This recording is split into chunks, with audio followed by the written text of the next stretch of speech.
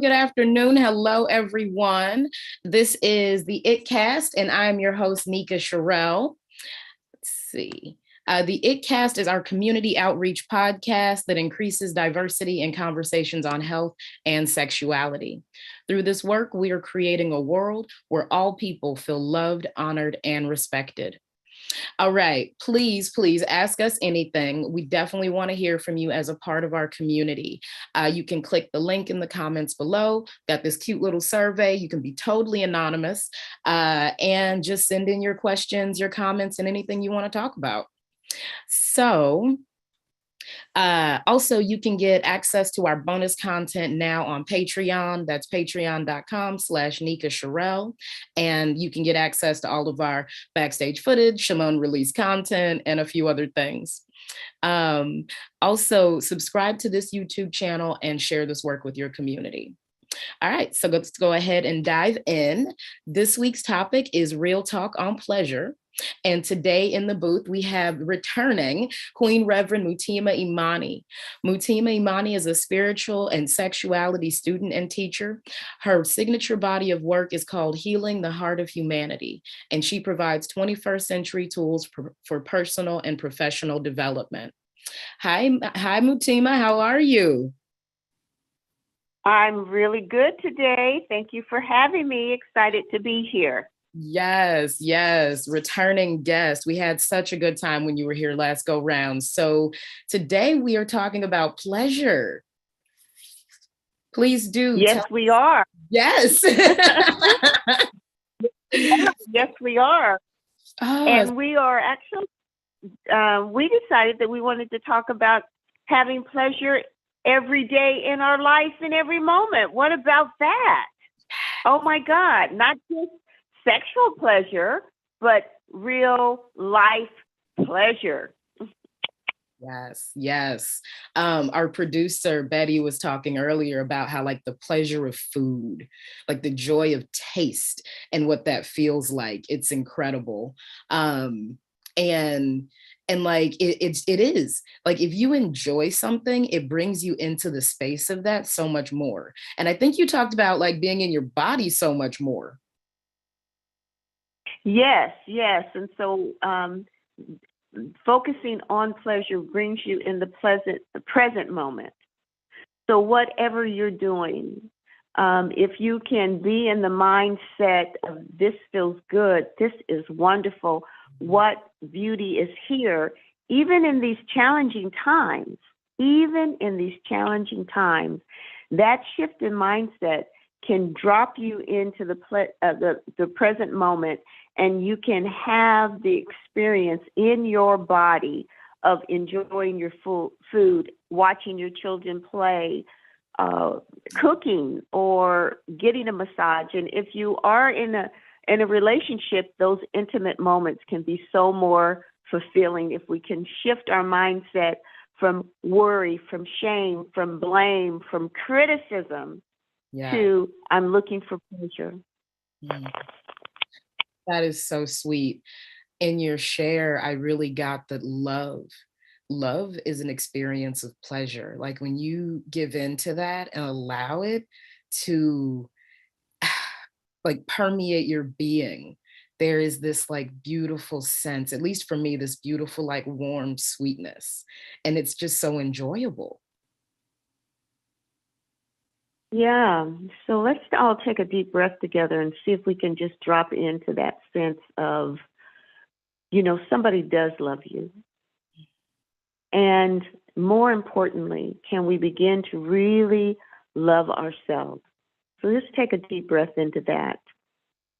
But what would it take for you to actually let go of not being enough, not doing enough, not having enough, all the trauma, drama that you've had, your relatives have had, your ancestors have had, to loving who you are in this moment? And let's just breathe into that, because the breath will take you there, will take us there. So breathing in love, letting go of resistance to love, breathing in I am a child of the universe and there's nobody like me, so I must be very special. Oh my God. Oh, goddess, yes. There is something that is breathing us, that loves us. So how can we drop into a higher awareness of our own selves and begin to love everything and everybody? Man, that's like pushing boundaries, getting rid of programming, behaviors and beliefs that says, you're different than me and I don't like you. I don't know you. I'm afraid of you. Mm-hmm. But what if that sense that you were talking about, we could invite it in right now? What would you have to do in order to accept that and live your life from that standpoint? That's a good question, y'all. Mm-hmm. So I know for me, forgiveness was the first thing that popped to mind. Like being able to forgive myself and others, and to forgive myself for the things that I drew in because of whatever insecurity or whatever was going on. It's like I have to forgive myself for the mistakes that I've made. Yes. Yeah. I like that. And you know, what comes to mind after hearing you say that is that it's so, so important to begin to use forgiveness as a clearing tool so that we can open up to loving. And that if we were to look at everything that's happened is a foundation for us to be where we are in the moment. So forgiveness came up for me, but the other thing that came up for me is gratitude. Yes. Yes. And in these times, a lot of people are like, what? There's nothing to be grateful for. But if we reconnect with ourselves, we can be grateful for our bodies, for that our digestive systems work, that we have this breath that is breathing us, that our heart beats without us saying, hey, heartbeat, beat. Right. We don't think about it. It just happens. No. Yes, and it is a demonstration of the glory of life, and that some power that breathes us, loves us enough to allow us to breathe. Yes. And this is a little side thing, but I just saw something. I think it was Osho, who was saying, you know, if you're suicidal and you don't want to live, just try to stop breathing. Just hold your breath. And your body will say, no, I want to live. You can't suffocate yourself. You'll pass out and your body will force itself to start breathing again. It's just... Right. But you can't hold your... So I'm looking out the window and seeing a hummingbird right now. That's an auspicious sign for us. And can we be grateful for the nature that's around us? Can we connect with it? Can we give it meaning? Can you think that when you see flowers blossoming, that they're actually growing for you? Yes.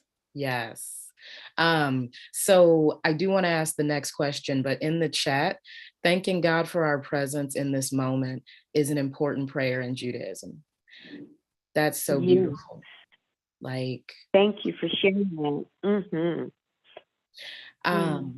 So you mentioned nature in everything that you were saying, and the whole idea of like pleasure is natural. Let's talk about what that is and looks like. It's so yummy. Yeah. So, you know, nature is a demonstration of the divine recreating itself over and over again. And there's all kind of stories that say that be like the lilies in the field. They do not worry about getting watered or the sun coming. They rely on it, like, you know, their faith doesn't say, oh my God, you know, The sun, where's the sun? Where's the sun? They know that the sun's going to be there. So to allow our minds to be like nature, to really see that we are forever growing, we are forever supplied with our needs, if we could let go of the mindset that it gives us scarcity, gives us fear, gives us, there is surely not enough to go around. Like when you look at a garden, the cucumbers are not saying to the tomatoes, you can't be here because you're different. You're soaking up all the sun. Yeah. There's not that competition or that comparison. So one way to really get more pleasure in your life is stop comparing yourself to other people. Mm-hmm. Be like the beautiful, unique flower or tree. Be like, because no grain of sand, no flower are totally similar. They all exist and they all have their own beauty. And that's the way it is with us. But we're living in a society that says compare. Oh, right. That person is skinnier. That person is sexier. That person has more. Instead of being grateful for who you are and what you have, yes. Which will bring more pleasure. I love this. A friend of mine read a quote recently that said, to compare yourself to others is the greatest insult you can make to yourself. Yes. Yeah, but we do it naturally. Mm-hmm. We do it almost like it's second nature. Right. And then we wonder why we're not having much joy or pleasure as we want in our relationships, in our daily activities. Like people go to work that they hate because they feel like they have no other choice because they have to pay the bills. Well, what if you did what you loved? And there are so many quotes that say, do what you love and everything else will follow. So we're saying to our listeners today, do it, whatever you're doing, do it with the mindset of pleasure and watch things fall into order. Watch things change. Because you know what? Thoughts are things. Thoughts are things. So that really means that if you watch your thoughts and you see that your thinking is stinking, like you are projecting negativity, you're criticizing, you are putting people and yourself down, you have to stop and think about what you think about, take a breath and decide, I need to erase that thought. That thought's not bringing any more pleasure. It's not bringing any more love. It is actually in the way of what it is that I want. We forget that we are our own experience. We are our own experience. I like that. That's powerful. Mm-hmm. Our experiences are often made up of the stories we tell ourselves. And that it gets caught. And like I used to say, and I still believe, emotions can be addicting, especially anger. Like the whole concept that like we don't like anger is, I know for me, it's one of those things that I got to a point where I was like, why am I always creating upset? Like in my mind, I'm like, they did this, they did that. And I was like, oh, because I'm addicted to that sensation of anger. And that does not work. So being able to open up to other emotions and to feel those too, and not, anyway, not. They take Tantra side to every emotion. So the other side of anger is your passion for justice.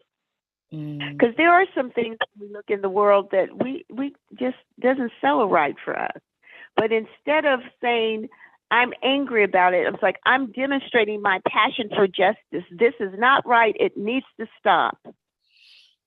And you can then figure out how to make it stop in your own life, instead of just being stuck in the cycle of anger, being addicted to that emotion. That's what the PTSD does. You've had so much anger that you're stuck there. You don't feel real unless you have the anger. But the reframing is that you're passionate about justice. Yeah. Yeah. And that's like, that passion is something that is felt in the body. And that's so funny because there's a lot underneath like how we create emotion, especially complex emotions like anger. But interestingly enough, you're right, like that is the same wavelength as passion. And like this, there's this natural thing to the body in which it does that.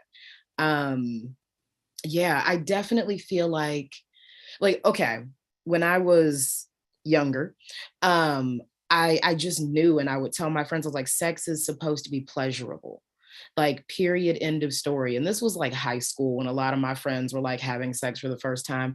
I was a nerd, I bloomed super late, but I knew, I'm like, sex is supposed to be pleasurable. Like that's why we have these parts. You should know how they work, you should know what works for you and what doesn't, and keep experimenting, keep trying things, but it's supposed to feel good. And I know a lot of my friends and classmates did not have that concept.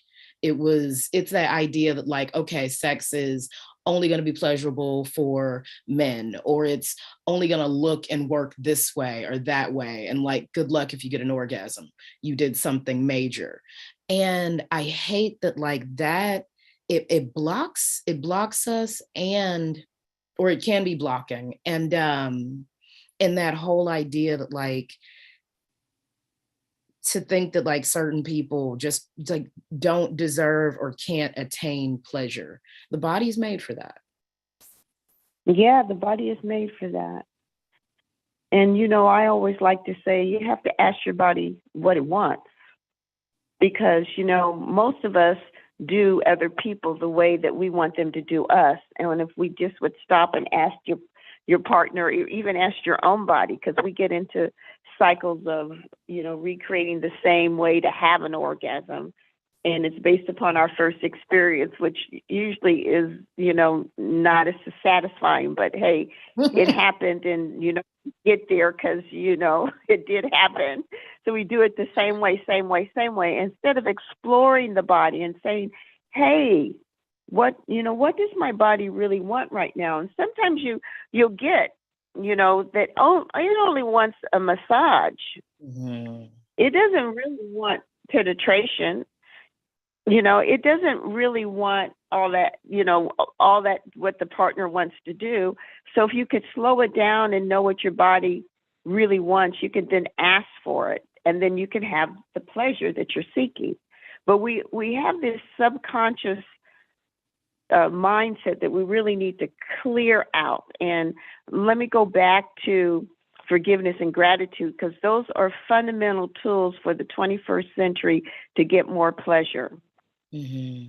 So we really have to slow down a little bit and say, I'm really happy that I'm paying attention to my body, and I know I want more sex, but for what's the end results? Because when you have more pleasure, you have more creativity, you have more connection to yourself, to other people, to the plant life, to all of nature. You have a different lens that you can see the world through if you're looking at it through seeking for pleasure, searching for it, exploring it, desiring it, instead of the conditioning that we have been put in, which really is don't do it until you're married and only do it in one way. And all of that is really programmed.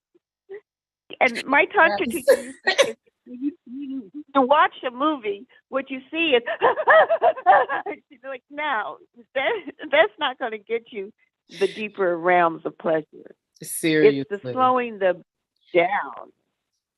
So I have to. Go ahead. Oh, I'm with you. Yeah, no, gratitude has produced some of the best orgasms I have ever had.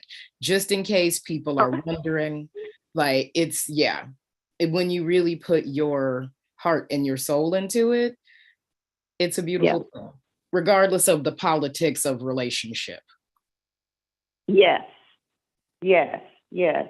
I like hearing that.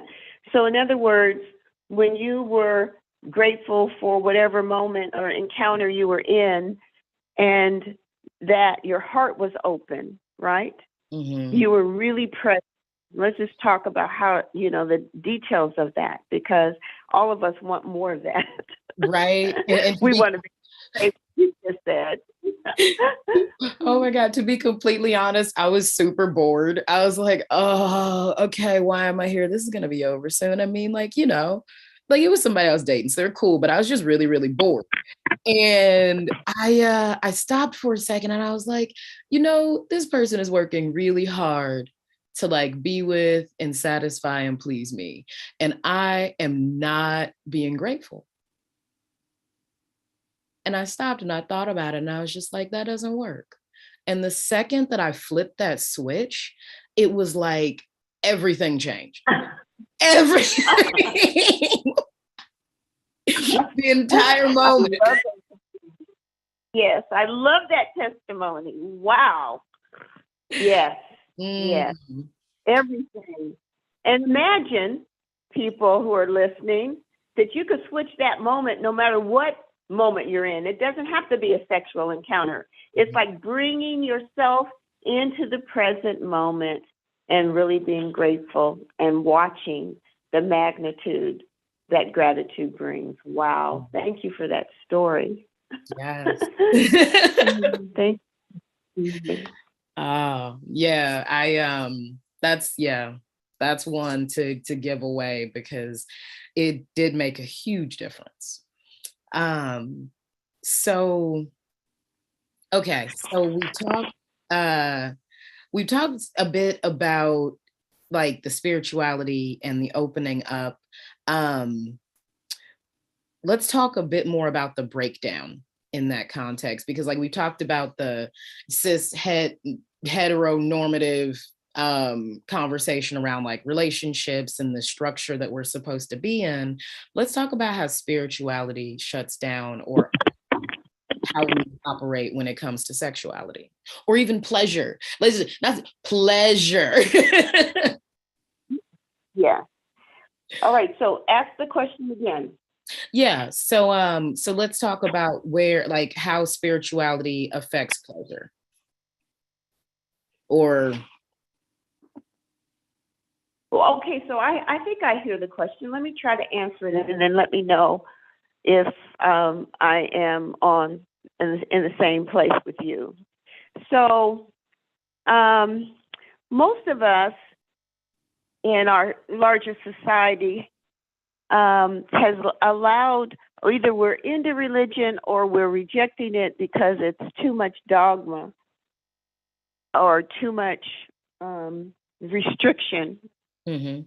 And there is a place of spirituality, which means that, in my mind, we're not talking about some man in the sky or in some rules that we have to follow, but it's the awareness of the divine in everything, Mm-hmm. that there's a spirit in everything. Everything is living. Everything is vibrant in its own way. So everything's going through these cycles, and at the core of it, that is what spirituality is. It's a much more expanded. It's not a place you go to on Sunday. It's more open and vast. Am I going in the direction that you were thinking? 100%, 100%. And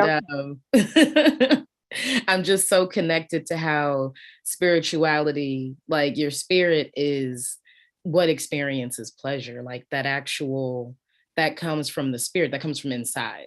Like even being Yes. the reaction to that comes from inside. So keep going. Yeah, and so how do we begin to combine spirituality and sexuality? And that's that's the meaning of Tantra, is to bringing the spirituality and sexuality together, that it's natural, that, if because to be human means that we have a body, a mind, and a spirit. Mhm. And so I think of it about it like me, myself, and I. The me is really the spiritual. Myself is my mind because it thinks that it controls everything, but it really doesn't. Most sometimes it gets in the way. And I is the body because we only exist in this realm through this physical body. So that's the Holy Trinity: me, myself, and I, my spirit, my mind, my body. And when we allow ourselves to understand that that spirit part is the higher self that is connected with the universe in terms of being here, the breath breathing us, and being, traveling all over the world and seeing the 8 billion people. And there's no one like you. We are unique expressions of this thing called life. And there's no comparison. We might see somebody that's similar. We know people who like what we like. But, another way they say it, which is more in the religion, is God didn't make any junk. And each thing is very special. So when we put that spirituality with our sexuality, then our sexuality can be spiritual too. Yeah. Yeah. And then it means you can love whoever you want to love. It doesn't mean you only have to love the opposite sex. It means you can really, whatever you desire, as long as it doesn't hurt anybody, and is beautiful. Yes. Yes. The part that you said about God didn't make any junk. When I was younger, it was my God don't make no mistakes. Had to throw the don't in there. And when I was younger, I used to relate to that so differently than I do now, as I look at in that space of like the spirit and the life and just looking out at the world. It's like, oh, nothing here is a mistake. Everything is exactly how it's supposed to be, and I am not a mistake, which is the biggest part of that. Yeah, and nothing that's ever been done to you is a mistake. If you can actually look at, in the Course of Miracles, they say every lesson is a lesson in love. Yeah, and it's a hard process to come out of the world, but we need to pull ourselves out of the matrix. Like, I'm thinking about, some of the current situations, like the war in Ukraine, and saying, okay, well, maybe this is the last time. This is the only good I can think of it, looking for the good in it. Like, it can't be a mistake, because we got to know that we're in a global society, and we can't afford to be throwing any nuclear bombs anywhere, because it's going to affect all of us. Right. Maybe maybe this is the end of all of these governments having all their money going towards war, defense, and not housing and food and education. It's, we're so far from the mark. So maybe this is the beginning of the end of that. That's the only thing that I can see that gives me a little bit of comfort. Yeah. I mean, one hopes, and I looked it up the other day, and there are currently over 50 wars going on globally. And it, like looking at the context of like why we're looking at this war and what the risks and the ramifications are, and a number of other factors. But one of the things you mentioned, and we were talking about like the whole history conversation around war, is that like sex is soothing. Like there's something when we get caught in our body that like needs to be released. And this doesn't even have to be around wartime. Like you get stressed. I can get stressed enough if I go too long. Like it can allow that release. So talk more. Yeah. And you can't, if you're making war, you're not thinking about love. So that whole, I think that here in the United States, they really tried to squash the free love hippie movement because they wanted people to go fight. Yep, that And so sounds. then, and I have to tell you, I was so mad because I was at the end of the free love, and I loved the free love. I loved it. And then all of a sudden, everybody was afraid we were going to get AIDS. And now everybody's afraid that we're going to get the pandemic. So it stops us from wanting to be in our bodies with other people. But that's where our happiness comes from. And I think a lot of people think free love means free sex, which is not the case. Like there are these organizations and groups and movements that have come through this transformational conversation that do focus on that. And there are groups that have come out of the transformational conversation that don't, like that focus on, again, the spirituality and, not from a religious context, but creating love throughout the world in all of these new ways through communication, understanding, being present.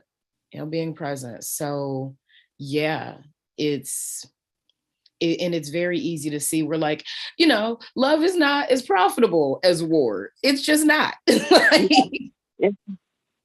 It's not. And so the whole piece around where do you want more pleasure in your life? Because people want better relationships, people want less wars, people want more sexual intimacy that's fulfilling.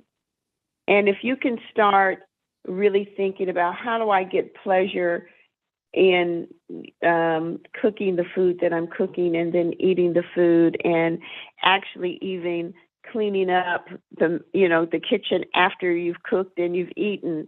Like one of my dear friends, bless her heart, she told me years ago, lovemaking starts in the morning with how you drink your coffee. And what we're doing, we're isolated in the bedroom, in the bed, around our sexual pleasure.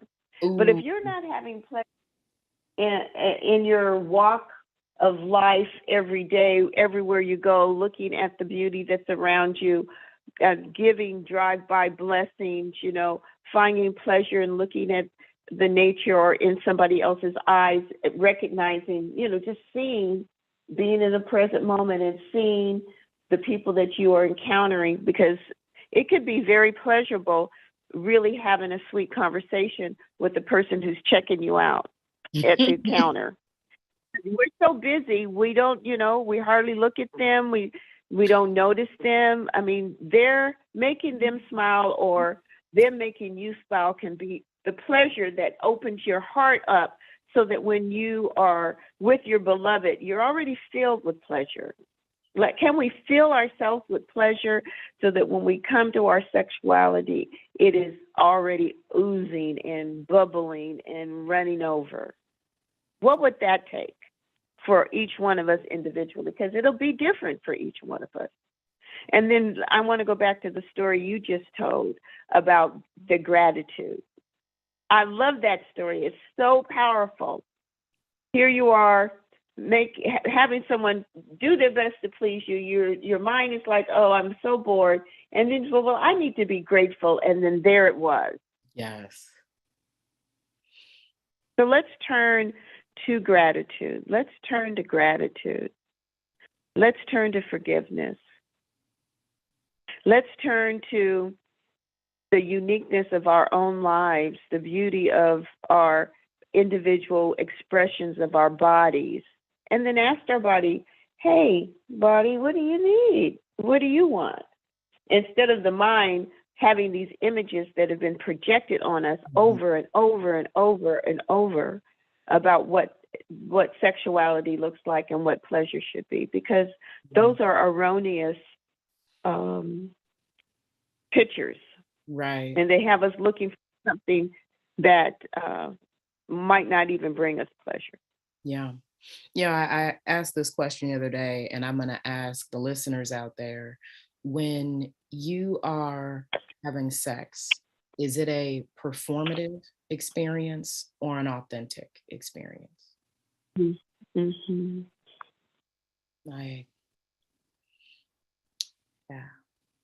So, And even if you're pleasuring yourself, is it performative? That's I was talking about that earlier, about you know how to do it, so you just do it. It feels good. Is it really that satisfying? Yeah, you had that nut, but was it as fulfilling and pleasurable as you really want? It's a right. release. No, that is completely legitimate. And I remember after taking your last course, discovering like my body wants to move a lot slower than I have been Mm-hmm. forcing it to. I'm like, all right, let's go. Mm-hmm. In for the win. And really it's like, actually, no, like let's just take a few deep breaths and like see where this goes. And I have to share this one. So I feel like the way that a lot of people approach sex or masturbation is like, um, how can this happen the fastest? So I'm like, yeah, it's like the microwave orgasm in a can. And like, I've got one of those toys. It's not what they call it, but it's such a mindset of like, I don't have time. I don't like, this isn't, like, how do I just get to the goal? And even that in itself lacks some pleasure. Yeah, you could have more pleasure if you took your time to get to the goal. And in Tantra, really, the reframing is that it's not the goal that you're after, it's every movement, every moment as you're moving in the dance of the lovemaking. So the goal is like the goal will come and it'll be much bigger and much more satisfying, but you're not thinking about the goal. So this is a switch. You're thinking about this is a spiritual experience of exchange with myself or with my partner. Mm. And I want to savor every moment of it. Mm. So the slowing down, the slowing down and forgetting about the goal.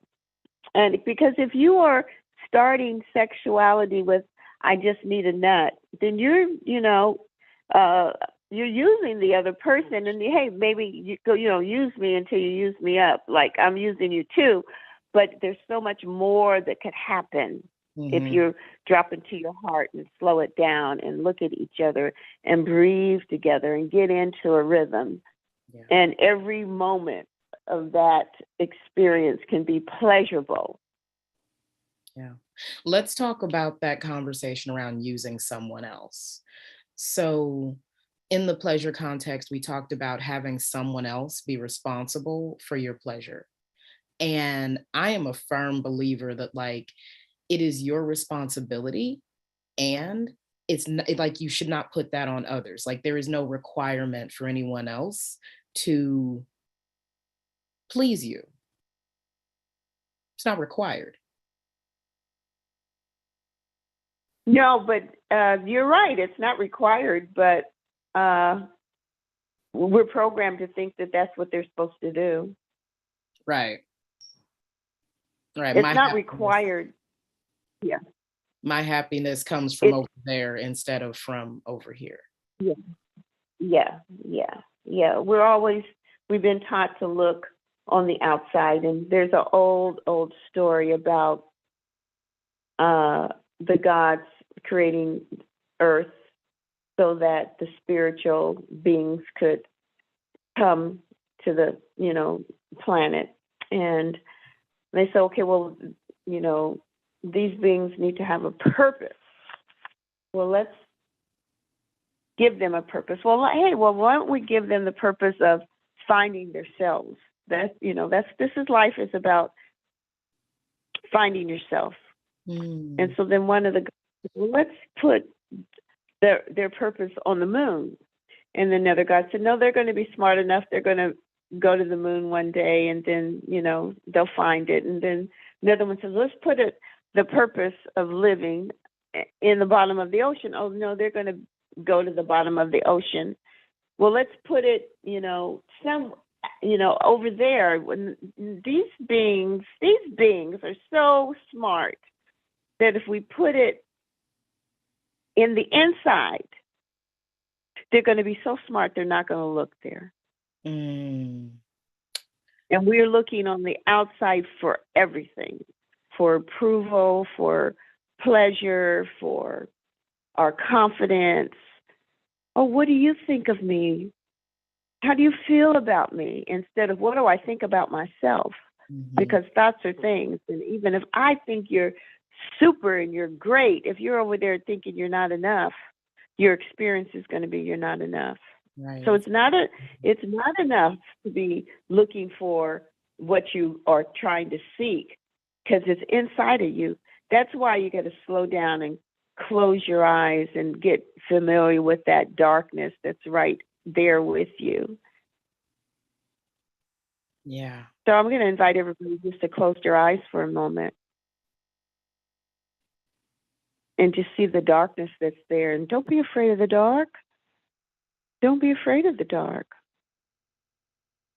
Because this is where you can sense your real self. So just take a deep breath in with your eyes closed right now and see if you can't drop into the wholeness, the reservoir. And then take a deep breath and then imagine that this is where, when you go into this space, that you can say, oh, this is how I really feel. Oh, this is what I really want. This is where you go when you want to figure out who you really need to forgive. And you might think with your eyes open that it's your mom or your dad or, the perpetrator or the priest. But when you close your eyes, you can even sense that, oh, you know what? I need to forgive myself for harming my own self. Yeah. For giving my power away, for forgetting that I'm a divine expression of this thing called life, for denying myself the pleasure. So this life is an inside job. It's not an outside job.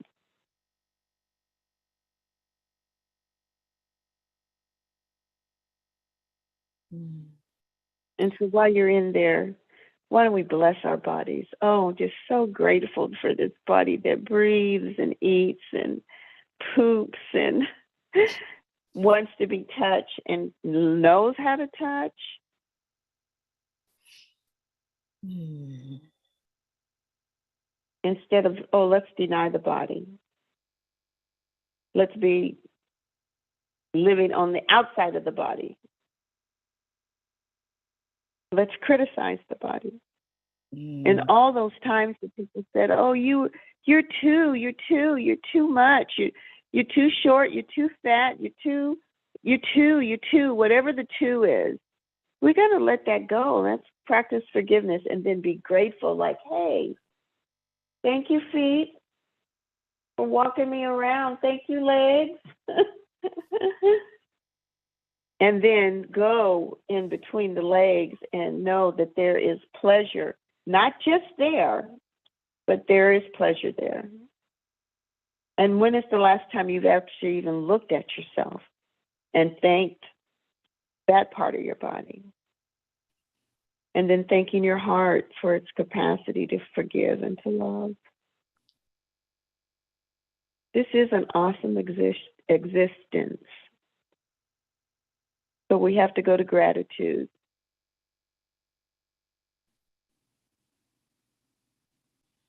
Yeah. Thank you. Thank you. Oh, that's beautiful. So I want to go ahead and talk about some of the resources and where people can find you. The first question I have is, can you tell us about Healing the Heart of Humanity? Yeah, that's my signature work around diversity. I've been doing diversity and inclusion, equity and justice workshops. It's my primary piece in my business. And what I've seen is that individually, when I'm with people and trying to get them to understand, to respect differences and to not come out of fear of differences, that individually their hearts are in the right place. So I'm like, okay, well, let's just start with one heart at a time. Mm-hmm. And, the science around heart now says that the heart is so much more intelligent than the mind. The mind is discerning, critical, judgmental, but the heart, it's a muscle. And when you breathe in and out of your heart, and those of you who are really interested in this, you can look up heart math. And it's the word math, M-A-T-H, heart in front of it. It's a whole movement where they're teaching people to drop into your heart and to build up resonance and think about what you love, and you bring that into everything that you do. And, if you ask the mind, oh, what should I do? The mind will tell you something, but in the end, the mind's solution might cause more harm, might prolong the pain, but if you ask the heart, it is so much more intelligent. So heart math is all about that. Mm-hmm. So that's where I came up with, let's heal the heart of humanity. And that means that we've got to really tell the truth about the trauma, and the truth about history, because we're being taught a bunch of lies. And when it's not honest, it's not real, it's not heartfelt, felt, then we are in the realm of illusion. So healing the heart of humanity is facing the past, using forgiveness, pulling ourselves out of the matrix, which believes that if you're white, you're all right. If you're yellow, you're mellow. If you're brown, you can stick around. But if you're black, you got to get back. Right. That's what the supremacist culture all over the world. Yeah. Yeah. And people don't think about that when they go around talking about mellow yellow and all these other fun phrases, the context of where they come from and what it means. Yeah. What it means. And when you look at the color black, it has so many negative connotations, like centuries of negativity. Mm-hmm. And so then those of us who call ourselves black, we get that almost automatically. And we got to come out of internalized oppression, because we're believing that black is not good either. Right. So we've all been duped. All of us need to decolonize our minds and begin to look, because you know what? If we don't, our preferences will keep us out of what our good is.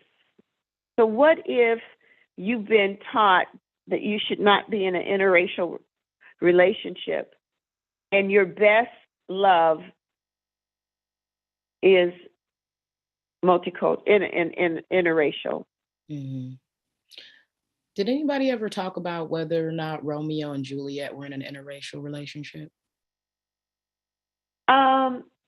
I don't know if it's ever been talked about like that, but Steven Spielberg just did a new Romeo and Juliet where it's interracial, and it was at the movies. I went to see it a couple of months ago, and it was really a great movie. So yes, and I slept on the release of that, and I'm going to go watch it now. Okay, good. I saw it, and I really enjoyed it.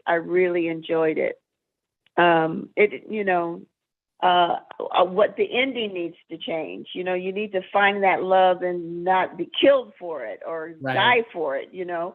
We need to embrace it and live in that pleasure of that love. Yes, yes, yes, and not have love be fearful, not have, Yeah. mm, again, the And the flip trauma. fear, yeah, the flip side of fear, the tantric side of fear is actually courage. Mm.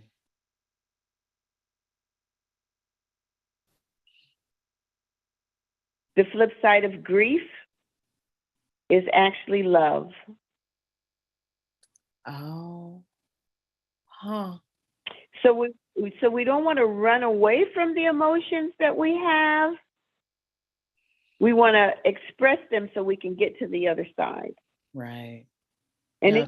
in my work, I've done a lot of medicine journeys, and I used to be so afraid to cry, thinking that so much pain in the world that if I started crying, I would die crying in that moment. And so when I worked with in the journeys, I would start crying, and as soon as I cried about all the things that were breaking my heart, I could get up and I could dance. I could feel the spirit moving through me. I would be in total joy. So I got to see that I need to move through the pain and the suffering, because that's where the joy and the pleasure and the bliss is. Yes. If you are not willing to move through it, then you're just inviting it to, come live in your house, and it'll take up all the space and keep the joy and the happiness and the beauty of life from you experiencing it, because you won't express the pain. Yeah. You can only experience pleasure through allowing your emotions to live. Yes. I get that. Wow, that's beautiful. That's beautiful. This has been just some powerful, powerful shares that you have brought to us. So in terms of healing the heart of humanity, can people find that online? Can people find you online? Awakening to love at gmail.com is my I have a website, and that's my email too. Beautiful. Awaken to Black Love at Gmail. Yeah. And we've got a website. So we're going to post all those links into the chat on the comments on YouTube and everywhere else. So definitely, please check that out. And then my other website is just my name, MutimaImani.com. Perfect. And do you offer private sessions or classes, or what's that structure? Well, I have lots of different ways to participate. I do quite a bit of coaching. I do soul retrievals. I do intimacy coaching. I do personal and professional development. And I use so many tools, what I call is the 21st century tools for personal transformation. Mm-hmm. And let me tell you this. Let me just say this to be real, is that I like people to make a short amount of commitment.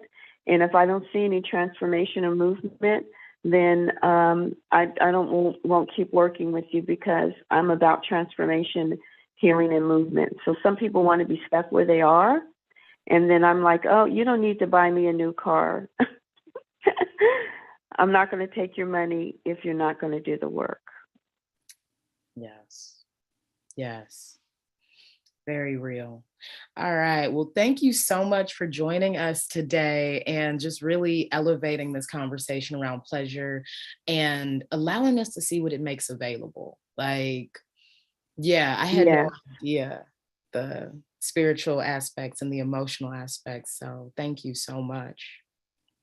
Thank you for having me, and thank you for all the work you do in the world to bring more pleasure.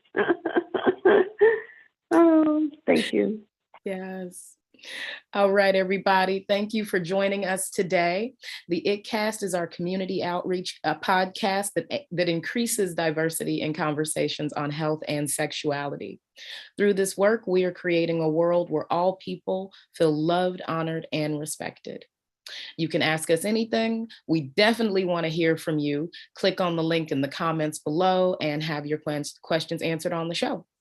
You can also get access to our bonus content on Patreon, patreon.com/Nika Sherelle. Definitely learn more about what we do at theitcast.com. Also, subscribe to this YouTube channel and share with your community. All right, thank you, and we will see you next week.